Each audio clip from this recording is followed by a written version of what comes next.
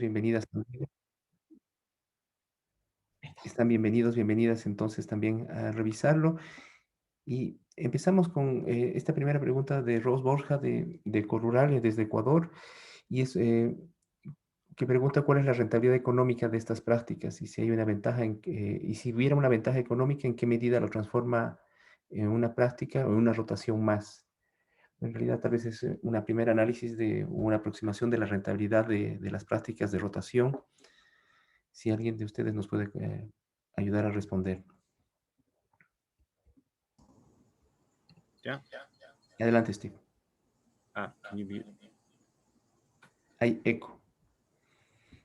¿Sí? Perdón. Um, ¿Escuchan? Ahora sí. Yeah?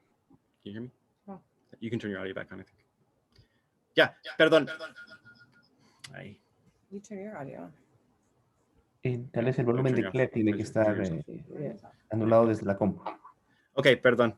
Hay estos asuntos de eco.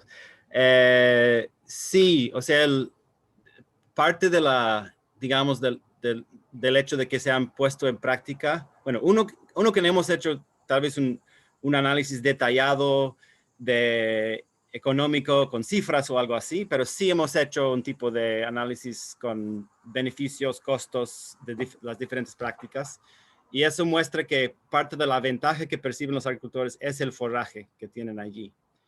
Y claro, el comentario de que si eso le convierte en una parte más de la rotación, de cierta forma se puede encontrar como verdadero. No es un descanso donde uno deja y deja recuperar, porque un poco parte de la hipótesis es que durante esos 2 o 3 años no hay el tiempo suficiente en condiciones de los Andes para que esa recuperación o regeneración del suelo pase, ¿no? Entonces, optar por cultivos que pueden dar algún beneficio de forraje y también tienen, esa es la clave, ¿no? Que también tienen la posibilidad de cubrir el suelo, generar algunos residuos de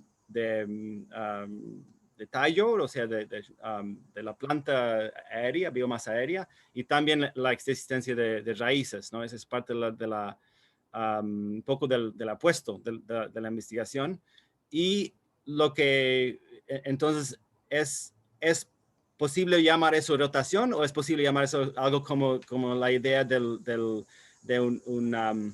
en Europa, ¿no? Una idea muy tradicional que es el lay fallow, ¿no? Donde hay como un tipo de cultivo forrajero que ocupa parte de la rotación, que presenta características perennes y que genera residuos y raíces para regenerar el suelo, ¿no? Entonces, esa es realmente la estrategia. Ahora, si uno quiere llamar eso descanso mejorado, descanso forrajero o parte de la rotación, eso es tal vez cuestión de la perspectiva que uno toma. No sé si Kathy o Steve quieren agregar a eso.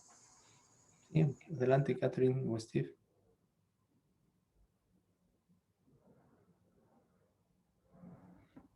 Yo creo que un poco Rose se refería más a la rentabilidad económica, ¿verdad, Rose? Es esa pregunta, la primerita, ¿no?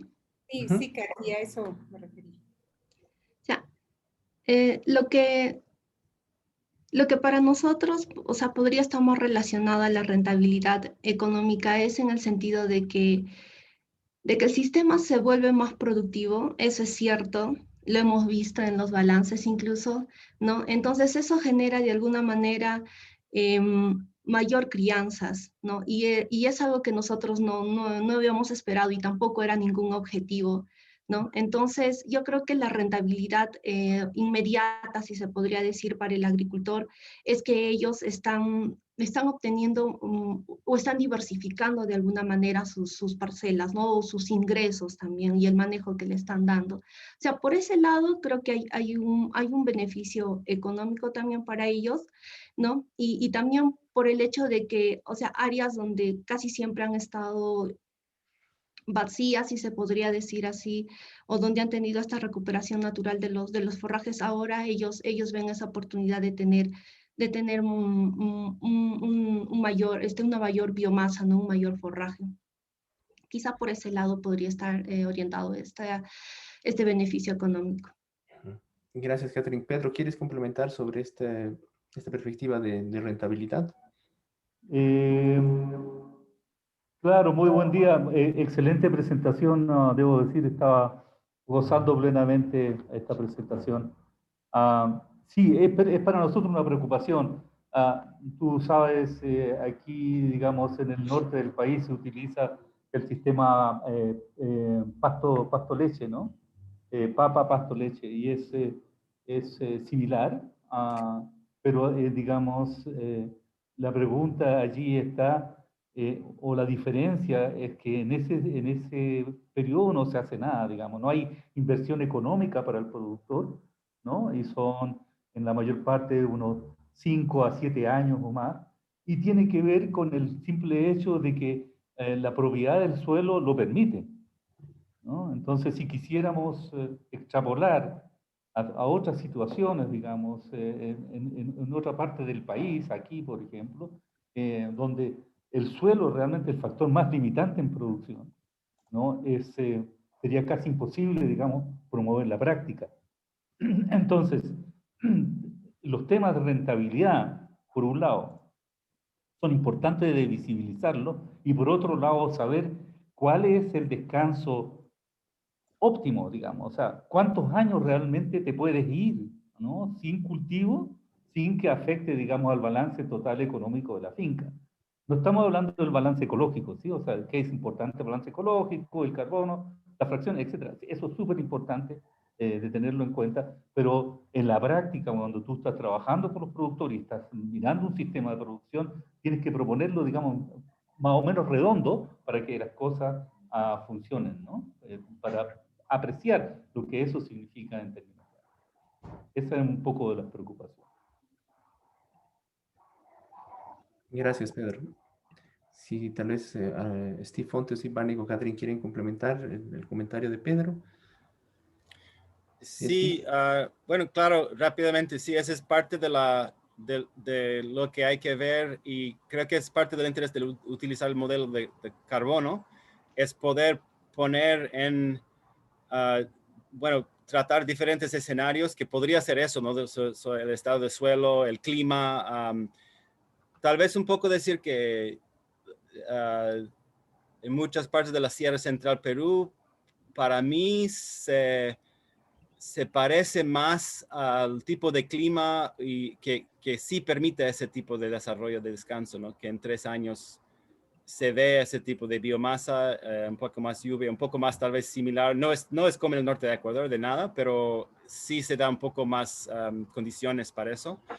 O tal vez en otros lados, por ejemplo, en las elevaciones medias de Ayacucho, hemos visto casos en que los agricultores han dicho, bueno, en este campo sí ha funcionado, pero en este otro, donde hay más pendiente o donde hay un suelo no muy profundo, eso un poco reflejando lo que apuntas, Pedro, de que hay situaciones en que posiblemente no da el desarrollo.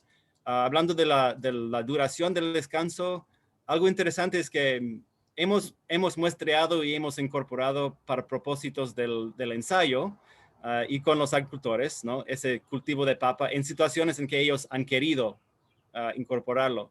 Y había como otros, no sé si 5 a 10 agricultores, en este caso, en ese estudio que se ha publicado, y hay más descansos en curso ahora, pero que nos han dicho, no, ese forraje es demasiado valioso para mí como para incorporarlo ahora. O sea, que nos indique que uno, que sí hay ese valor económico, y dos, es que el descanso forrajero incluso va a durar más años y posiblemente va a dar más beneficio si es que mantiene ese nivel de cobertura y desarrollo de biomasa radicular y todo lo demás. Pero claro, depende mucho del contexto, ¿no? Sí. Pero yo sé que adelante, Kathy. quisiera añadir algo y permítanme compartir un ratito mi pantalla. Claro. ¿Sí? ¿Logran ver mi pantalla? Sí se ve. Sí, es una diapositiva, ¿verdad? Sí. Sí, ya, perfecto. Miren, esta foto la estoy agrandando y Steve Fonte lo presentó al inicio. Esta parte roja, ¿no? Que ustedes están visualizando aquí, ese es un descanso natural, o sea, un descanso tradicional. ¿no? O sea, podemos ver aquí que prácticamente es un descanso con una sola especie, donde anteriormente lo que nosotros siempre hemos conocido un descanso en la teoría es donde crecen las plantas diversas o esperamos esa recuperación natural de la vegetación, ¿no? Y entonces hay mucha interacción entre diferentes especies, perennes en la mayoría de los casos, pero ahora hablamos zona alta, zona media y de repente en algunos lugares en la zona baja, hablando de Ayacucho, los descansos lucen así. O sea, es un suelo cansado, es un suelo simplificado, que el concepto diría, dejamos ya sea un año, 2, 3, 4, 5 o 15 años, y el suelo va a recuperar sus nutrientes para una nueva rotación de cultivo, pero el agricultor ya no lo está viendo así, a pesar que ellos dejan 1, 2, 3, 4 años. O sea, esto es como podríamos decir una nueva cara de un descanso, y la preocupación del agricultor es, ¿qué hacemos? Si bien es cierto, en un descanso con forrajes, o sea, podría haber ahí una cuestión de inversión, ¿no? Pero que por otro lado podría haber una recuperación, qué sé yo, en la crianza, pero también si no fuera así y solo dejan un descanso tradicional, luego la inversión es que cada vez se está aplicando mucho más fertilizante y el costo del fertilizante no es nada barato, ¿no? Entonces nosotros cuando vemos los balances y esa evaluación de 7 años de rotación de cultivo con un descanso incluido, o sea, estamos viendo que hay también un ingreso bastante de fertilizante y no es un fertilizante que viene de por sí, es una inversión que están haciendo, una inversión también acumulada, ¿no? O sea, que tú puedes ver en 7, 8, cuando tú lo ves en años, en muchos años, ahí puedes ver toda la inversión. Entonces yo pienso que por un lado, o sea, si vemos esas dos caras, ¿dónde podría haber más inversión o más trabajo, invertir más en mano de obra? O sea, yo creo que en ambos escenarios, o sea, la situación no es tan simple, ¿no? Eso sería, gracias. Muchas Ahora dejo gracias, de... Catherine. Muchas gracias. Tengo también preguntas en el chat de Zoom, ¿no? De Cristian Florencio. En los descansos han desarrollado pastoreo, en el tradicional se realizaba también. Esto se sumaría al aporte de nutrientes con el estiércol. ¿Sería significativo? Y también Alejandro Bonifacio, si puedes comentar sobre la presión de malezas después del cultivo, ¿no? En el altiplano boliviano es un problema serio en el periodo llamado de descanso. Entonces, sí, que a Steve Vanek ya ha respondido, pero si quieres complementarlo acá oralmente. Sobre las malezas, en parte es lo que acaba de indicar Catherine, de que sí es un problema, y especialmente ese rojo, o sea, ese es el Rumex que entra en algunos, bueno, en muchos lados de la Sierra Central, que se está expandiendo un poco. Y lo que pasa es que es un, bueno, en todo el mundo se conoce el Rumex, ¿no? En Europa pasa aquí también. Y es una maleza que un poco invade y después de unos años ya se va, no está allí. Pero entonces afecta especialmente cuando hay una reducción del ciclo de descanso. Hay más parches entonces del paisaje que están cubiertos con eso y impide un buen pastoreo. Y si uno ve en campos que no están invadidos por esto, después del cultivo, hay otras especies que, claro, que realmente son mejores para pastoreo, ¿no? Como hay pastos como paspalum, son anuales también, o sea que vienen justo después de ese ciclo, o sea, ocupan ese nicho de, hay disturbio después de papo, después de cultivos y empieza eso, pero cuando predomina los no deseables como Rumex es cuando pasa eso y definitivamente es algo que pasa y es una razón, creo que como indicó Catherine, para preferir a algo que pueda ocupar ese nicho, pero que sea un poco de más utilidad. Un poco cuidando, y ese es nuestro análisis, ¿no? Por eso balance de nutrientes y carbono, que cuidando que ese no se vuelve como demasiado explotativo, ¿no? O sea, podríamos utilizar varios años de avena, ¿no? O para ocupar ese nicho, pero eso no va a tener el beneficio, va a ser solo una extracción, ¿no? En ese caso. Está solamente agregar algo ahí, si se puede. Es que el Rumex que estás viendo es una planta hospedera del gusano blanco. Y por lo tanto, si quedan ese tipo de plantas en el paisaje, tienes, digamos, mucho más posibilidad de una explosión de plagas en papa que si haces un descanso mejorado. Habría que valorarlo, no solamente un comentario. No, sí, tiene toda la razón, porque ahora no, cuando Steve presentó la productividad de papa como un escenario de evaluar el descanso con forrajes, o sea, eso es una de las variables que estamos considerando en todas las evaluaciones, ¿no? Para ese estudio hemos medido también el efecto en la reducción del gorgojo, en la incidencia, y este año o para este año donde hemos ampliado el número de parcelas en 3 regiones, hemos considerado 2 enfermedades y 2 plagas, ¿no? Ahí está roña, gorgojo, fitóftora. Entonces, porque estamos viendo de alguna manera, o sea, pequeños cambios, ¿no? Y son parcelas súper pequeñas por ahora, ¿no? Y los agricultores cuando ven esos pequeños cambios dicen, vamos a sembrar en todo, en algunos lugares. Obviamente en otros lugares no se está dando en esa magnitud y obviamente por condiciones también de suelo otra vez, pero de alguna manera se ve algunos efectos positivos, ¿no? Gracias, Catherine. Y hay algunas preguntas en torno al modelo que ustedes han estado utilizando. Bueno, precisamente es Pedro que pregunta si el DayCent, cómo se compara este modelo del Cool Farm Tool, ¿no? ¿Cuáles son las similitudes y diferencias? Y Diego Mina desde el Ecuador también habla si en esto del análisis de simulaciones hay un límite para los factores a considerarse, ¿no? Entonces, si tal vez pueden ayudarnos a entender un poco el modelo que están utilizando y diferencias y similitudes que hay con otros modelos como el que plantea Pedro. Sí, primero para responder un poco a Pedro y Steve Fonte, si tienes algún detalle más sobre esto. Si entiendo bien, el Cool Farm Tool, ¿no? Es una herramienta, y un poco para los que se interesan sobre esto, es un modelo que creo que se ha parametrizado y se ha calibrado para sistemas en Estados Unidos y Europa, y la idea es posiblemente expandirlo. Tal vez ya están familiarizados con eso, Pedro. Pero la idea es que con unos pocos insumos sobre el manejo, uno puede modelar de forma aproximada la acumulación o el nivel de descenso de carbono en el suelo. Y eso realmente es como una suerte de simplificación, o está construido sobre la base de DayCent, ¿no?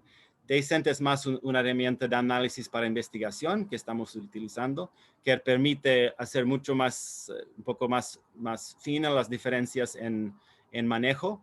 Y ha sido para mí bastante útil, aunque como otras cosas se ha diseñado originalmente para rotaciones de cultivos en Estados Unidos, y hay que hacer un poco el manejo y andar un poco con cuidado, ¿no?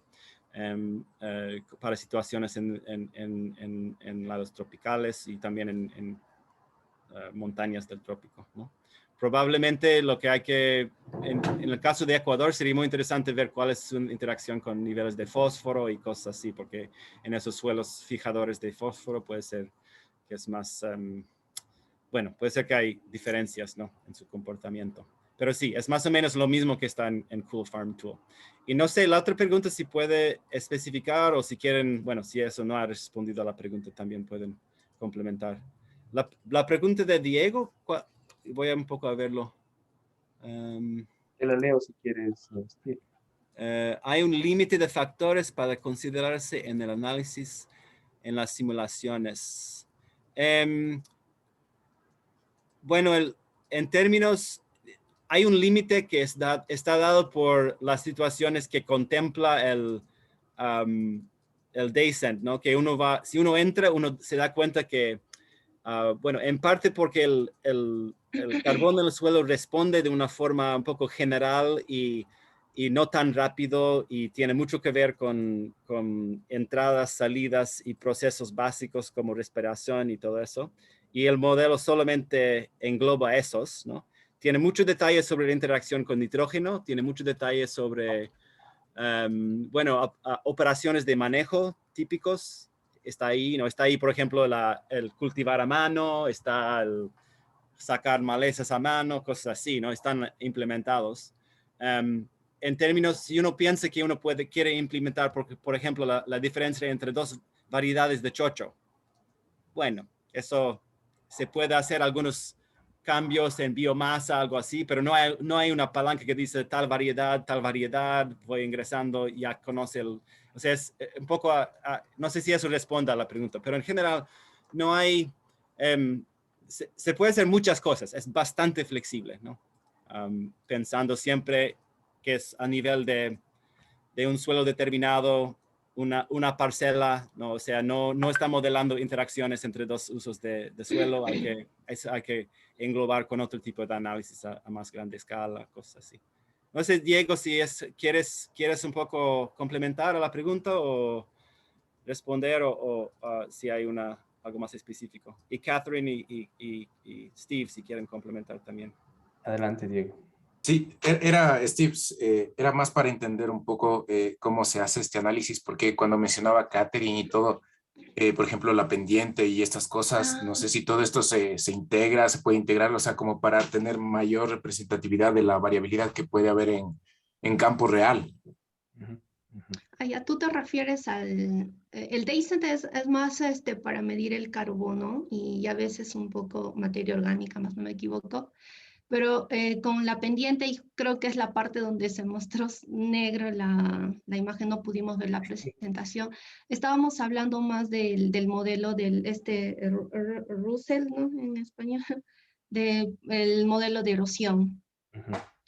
¿No? Entonces, este modelo esta función utiliza muchos parámetros y entre ellos, no sé si esa parte se escuchó bien, que utiliza la precipitación, la textura y todo.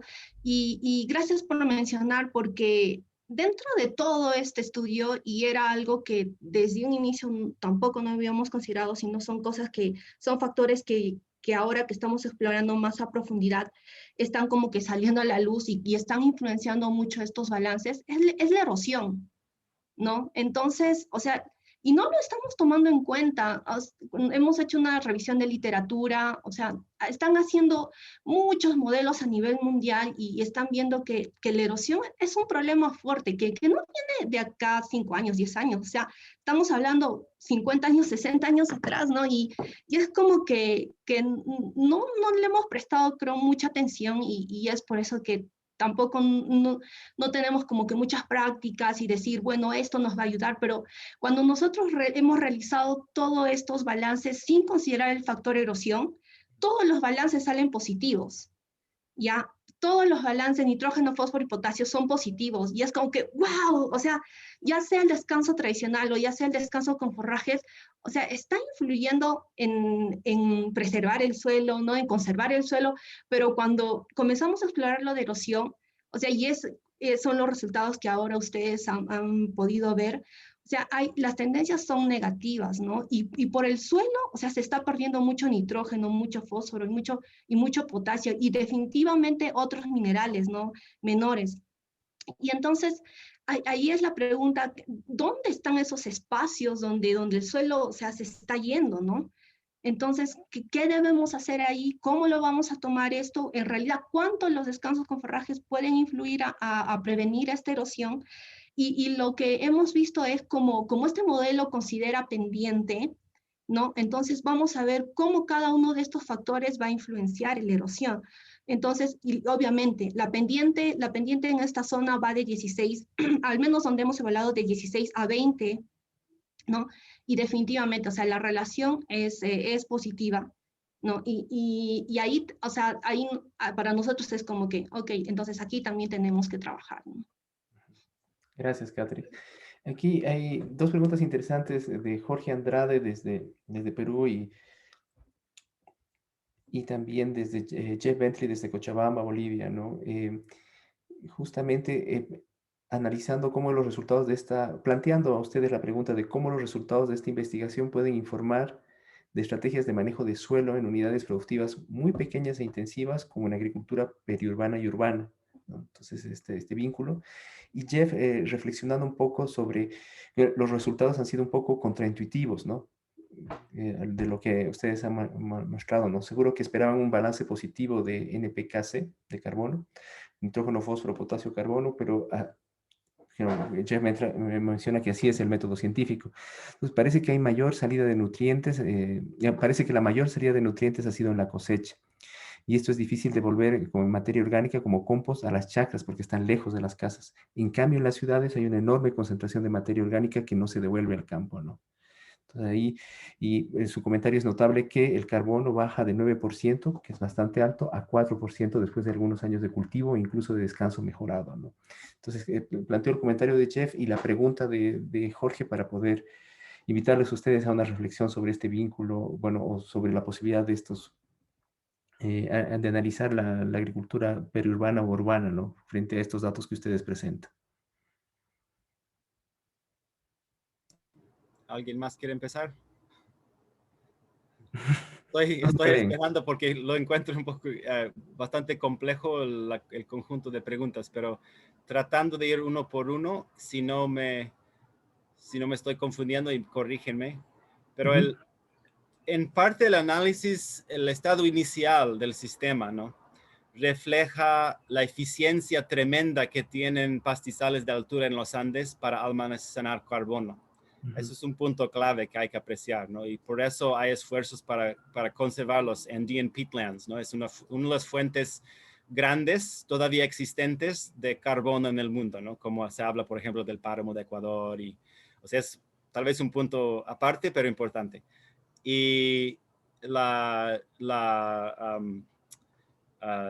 baja en carbono que se ve, creo que es realista en el sentido en que sí pasa eso si uno cultiva, aunque sea con un descanso largo, uno cultiva y después de varios años pasa eso de que hay ese descenso, aunque a niveles que en muchas partes del mundo todavía se llaman alto, ¿no? Todavía estamos en 4% de materia orgánica, que sería como el anhelo de un agricultura orgánico en Nueva York. Y sobre eso después imponer una intensificación o reducción de descanso, eso es lo que todo en el tiempo, o sea, son cambios que tal vez con variaciones pequeñas no se perciben en 10 años, 20 años, ¿no? Pero sí en varios años se perciben, ¿no? Entonces la idea es que tal vez el mensaje del modelo de carbono y algunos análisis de sensibilidad es ubicar cuáles son los cambios más importantes en manejo que o sea, cómo reponer eso y de qué fuentes, ¿no? Y un poco para hablar de los sistemas urbanos, periurbanos, para mí allí la forma de reponer esos nutrientes sería mediante ciclos cortos de residuos que involucra el retorno de residuos de consumidores, ¿no? Y de ciudades. Y creo que es un desafío grande, especialmente, bueno, para mí no veo muchos ejemplos existentes de eso en los Andes. O sea, veo muchos ejemplos de extraer de pastizales nutrientes, que es lo que más que nada está pasando, y mandar esos nutrientes a parcelas de cultivo. Y ese es el flujo más grande a nivel de paisaje que se da.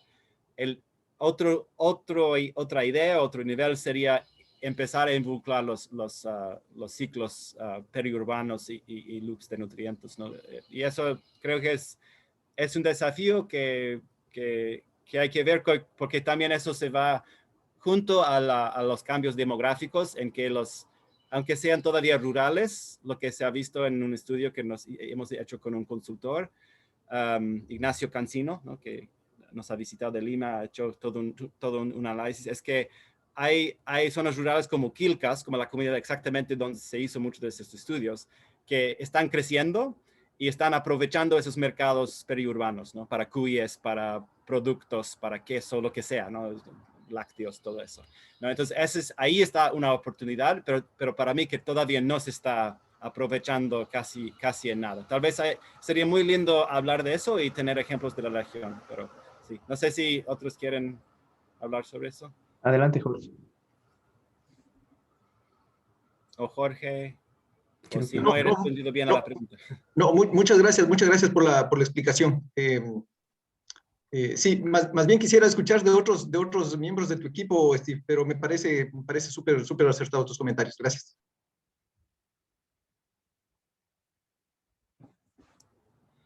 Catherine o Steve tienen. Parece que no. Ok. Gracias, Steve Banek, por el aporte. Se ha cumplido nuestra media hora y hay todavía algunas preguntas en el Housebase que les invito a Steve Banek, Steve Fonte, Catherine a poder responder, y el Housebase va a estar abierto. Quiero darles un par de minutos ahora para que puedan, estoy compartiendo este enlace en el chat de Zoom para todos. Em, voy a compartir la pantalla. Es un ejercicio de análisis de la presentación que tiene que ver sobre la reflexión sobre las vías para la transición agroecológica, ¿no? Entonces voy a dejarles un par de minutos para que hagan clic en este enlace, y también justamente es el análisis de los posibles escalamientos que puede tener el proyecto, ¿no? Si es en profundidad, si es vertical o horizontal. Entonces les invito a hacer clic en este enlace que acabo de compartirles en el chat de Zoom y darse un par de minutos para poderlo responder. Y mientras tanto, quiero también dar la bienvenida al Instituto de Montaña y a su presentación, que ya tenemos el video que nos han compartido, entonces en un par de minutos para empezar. Pero mientras tanto, les invito a tener este tiempo de analizar la presentación desde la perspectiva de las transiciones y efectivamente de los escalamientos. Y muchas gracias a Catherine, a Steve, a Banek, Steve Fonte y a todo el equipo